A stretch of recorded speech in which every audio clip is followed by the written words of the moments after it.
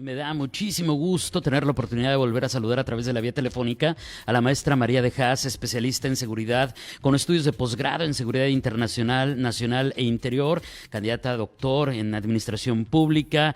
Maestra, ¿cómo está? Qué gusto saludarla. Buenos días. David, muchas gracias por invitarme. Un saludo al auditorio. Pues como usted ya lo ha planteado, maestra, en estas elecciones sí hay que hablar de seguridad, pero lamentablemente además de crímenes que son vergonzosos, tenemos el otro extremo que evidentemente no tiene siquiera el nivel de la gravedad del asesinato de un político, de un candidato, pero también es una realidad. Estamos en estos extremos en los que se dan estos crímenes, pero por el otro lado, pues candidatos que en lugar de hacer propuestas los vemos haciendo el ridículo. Perdón por la palabra, pero pues creo que es algo que está sobre la mesa. Maestra, ¿de dónde partir el análisis de lo que hoy por hoy estamos viviendo en este proceso electoral, que además es enorme y tan importante para nuestro país? David, los perfiles de los candidatos de los partidos, tanto de toda la vida como los partidos jóvenes y los recién creados, demuestran que dichos partidos se formaron sin ideario y que los de toda la vida no han podido reconstruir su ideario. Al fin y al cabo, un partido es la defensa de los ideales de un grupo, de lo que se cree justo, de lo que se cree bueno, ¿no? Y este ideario no se pudo reconstruir, fíjate, desde el 2000 que ha habido una transición democrática en México, ¿no? Entonces llevamos 21 años en espera de que los partidos puedan defender ideales en vez de defender intereses de grupo, de partido. Un partido que busque el bien general no pondría literalmente a un payaso como candidato. Hoy en día estamos viendo personajes de la farándula como actores en retiro, luchadores, payasos, cantantes, locutores, hay escultores, exfutbolistas, comentaristas de deportes, hay imitadores, youtubers, hay entrenadores, hay exmodelos, hay deportistas, todo ello para competir en diversos cargos de gobierno, fíjate nada más, de gobierno. El ejercicio de gobierno, David, requiere cierto expertise, al menos teórico. En la práctica se adquiere con el cargo, es correcto, pero sí se requiere conocer a fondo los órganos de los tres poderes de la Unión, los tres niveles de gobierno, y ver en ese sentido cómo se puede utilizar la política como un medio para gobernar. La pregunta es, David, ¿qué pasó? ¿Esto nos lo merecemos los mexicanos?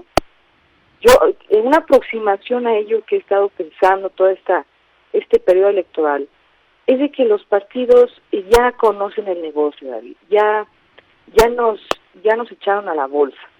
Y la elección es solo una manipulación ciudadana para legitimarse en el poder y tener acceso al presupuesto. Así que da igual a quién pongas ahí de candidato, porque al fin y al cabo las decisiones las toma un presidente del partido, ¿no? Yo tengo experiencia técnica en el Congreso de la Unión como secretaria técnica, pues puedo yo asegurar que esto es la norma en la presente legislatura. Hay muchos diputados que a la mitad de la legislatura no sabían cómo se reforma una ley, ¿no?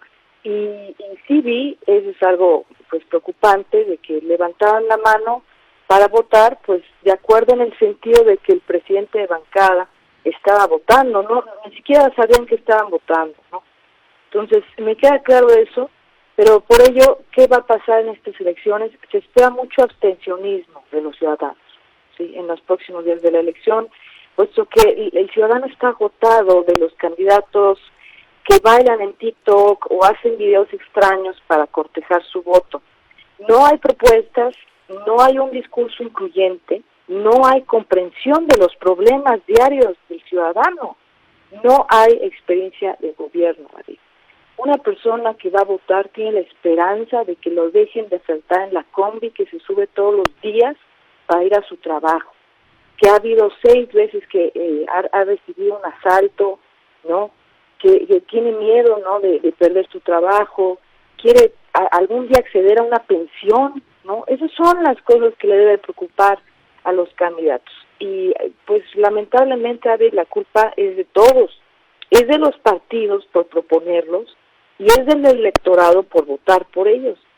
Así como hay ignorancia financiera en el sentido de que la gente no sabe cómo administrar sus finanzas, también existe la ignorancia electoral, el no saber elegir para votar, lo cual alimenta el surgimiento de perfiles decepcionantes como estos, ¿no? Estos actores y payasos que puede que ganen por la ignorancia electoral. Yo hice un experimento, David, te lo confieso, y se lo confieso al auditorio.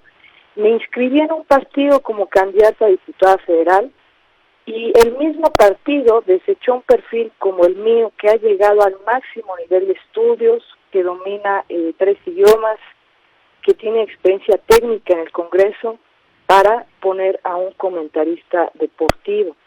Entonces, de alguna forma puedo comprender este fenómeno que nos decepciona a todos, y es el mismo partido el que eligió, digamos, el perfil, porque creen que una persona que tiene una vida pública, pues tiene más probabilidades de ser votado, y eso es una falacia, Claro. David, es una falacia. Mira, tal vez, David, tenemos que aprender de lo que va a pasar, en esta elección. Hay varios aprendizajes para ver qué podemos hacer los ciudadanos como lecciones aprendidas, ¿sí?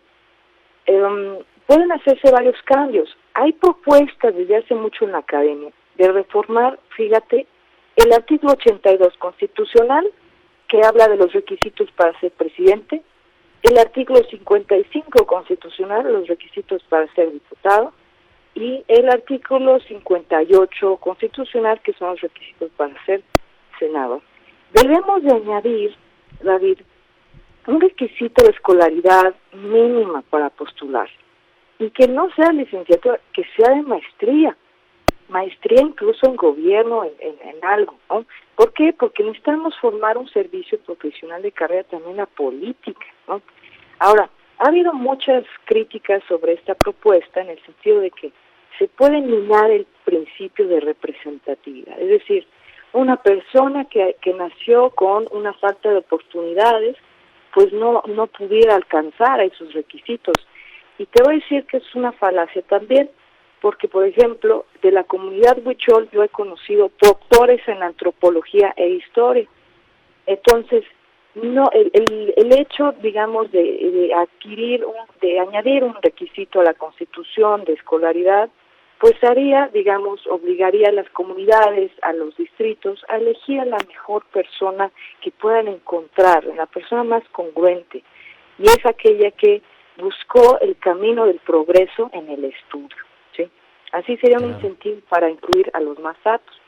Otra propuesta es de que todo cargo político sea honorario, como sucedió en Roma varias veces, y que haya candados para que los candidatos y los partidos tengan acceso al presupuesto, y esos candados los abre el electorado o los cierra. Es decir, que a los ciudadanos no solo nos cortejan cada 3 años, sino que cada rato, para que tomen decisiones mayores los ya candidatos electos en el cargo, y accedan al presupuesto, necesitan también hacer un ejercicio democrático para consultarnos el uso del gasto, ¿no? O cómo vamos a invertir el dinero en el gasto. Entonces, hay que aprender muchas cosas. Y finalmente, David, a lo mejor hay que hacer un poco de filosofía política, un esfuerzo de filosofía política, y analizar si la democracia es el régimen idóneo de gobierno para México.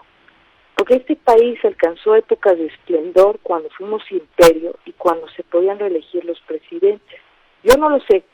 La opinión de todos no importa tanto como nuestro ejemplo, ¿sí?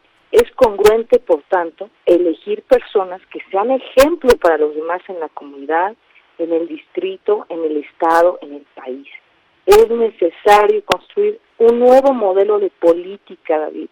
Los ciudadanos necesitamos organizarnos, aprovechando las redes sociales y compensar el aumento del poder en los partidos políticos. Que el ciudadano sea el nuevo contrapeso a la política rebajada y sin discurso. Esa sería una propuesta, David, de un análisis que pongo ahí a tu disposición, a disposición del auditorio, y ver cómo podemos salir aprender de esta elección que se viene. Sin duda, lo que nos cuenta, creo que es imposible decir que no nos identificamos, que no sentimos y compartimos esa frustración, maestra. Cómo seguimos escuchando propuestas de candidatos que nos hacen entender de manera muy clara que ni siquiera conocen sus atribuciones, que no saben la diferencia entre los poderes, que no conocen sus limitaciones, por irnos a lo más básico. ¡Qué frustración! Mientras tanto, fíjese que ese tema, maestra, debería de haber un requisito de alguien que quiere estar en el poder, que quiere que le otorguemos ese poder, pero que tiene que tener una preparación mínima, como usted dijo, no deja de ser motivo de discusión y de controversia, pero sigue siendo algo de lo que estamos cada vez más convencidos, pero sin duda. Pero mientras tanto, luego de este análisis, que le agradezco enormemente, maestra, pues vamos a salir a las urnas a votar de este domingo en 8. ¿Qué podemos reflexionar? ¿Qué podemos reflexionar mientras tanto?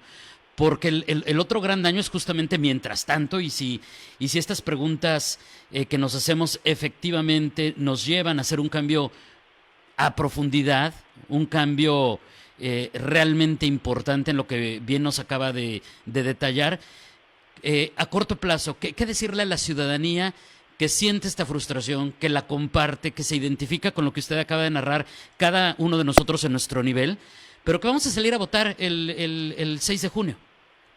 Es necesario votar, David. Pese a todo, hay que votar. El voto no se puede también relegar, porque si el ciudadano abandona la política, pues entonces la política se debilita aún más de lo que ya está. Es necesario lo siguiente: primero, que hagamos un registro, una bitácora de todas las promesas de los candidatos, al menos de su distrito, del que van a votar. Y después, ya en el ejercicio del gobierno, ¿sí?, el mismo ciudadano se organice y se las exige. ¿Dónde están cumplidas esas promesas? Claro. Y que además de eso se exhiba, se haga público, ¿no? De que no queda ahí nada más con el voto, sino de que serán 3 años de revisión ciudadana. Ahí está el contrapeso a ese candidato, a esa candidata que prometió y que debe cumplir, ¿sí? Ahí es donde nosotros nos vamos a empoderar, los ciudadanos. Y además te digo una cosa más: ya se reformó de alguna forma la ley electoral para que los ciudadanos podamos meter iniciativas de ley, pero para ello se necesitan, si no mal recuerdo, 400,000 firmas. Uh-huh. Sí, es un requisito muy extenso, pero de alguna forma los mismos ciudadanos ya no necesitamos tanto a los partidos políticos para meter una iniciativa, ¿no? Entonces, sí se puede, e incluso ver las alternativas de que los ciudadanos podamos legislar sobre los mismos legisladores, porque en mi experiencia sí te puedo decirle, David, que los legisladores lo último que legislan es sobre ellos mismos, ¿no? Entonces sí es necesario que el ciudadano meta estas iniciativas para poder diseñar el modelo del legislador que él quiere, ¿sí?, y no el que le imponen los partidos políticos, ¿sí? ¿Por qué? Porque necesitamos salvar al país de la polarización. Los partidos se han ensañado en separar a los mexicanos hoy más que nunca, y esto es precisamente la falta más grave, ¿sí? Y es donde los mismos ciudadanos estamos revertirlo y pasar a revisión a los medios políticos. Maestra, le agradezco enormemente. Sin duda nos deja un gran trabajo, una gran tarea en materia de reflexión, y le mando un abrazo a la distancia. Le agradezco enormemente el tiempo que nos dedica. Muy buenos días. David, muchas gracias por tu invitación. Un saludo nuevamente a la amable auditora. Gracias, es la maestra María de Haas. Ella es experta en seguridad, tiene estudios de posgrado en seguridad internacional, en seguridad nacional, en seguridad interior, candidata a doctor de administración pública, y usted la encuentra en su página María de Haas y en redes sociales como María-de-Haas. Haas es H-A-A-S, y ahí va a encontrar mucho de lo que hoy nos planteó, y además otros temas que tienen que ver con su especialité, que es justamente el tema de la seguridad, de la política y de otras áreas que ya nos ha platicado en otras ocasiones. Por cierto, publicó un glosario de términos de inteligencia estratégica que sin duda es increíblemente valioso y que le ofrece a usted en redes con acceso abierto. Entonces también eso es muy importante y ya hablaremos de ello con la maestra María Dejas.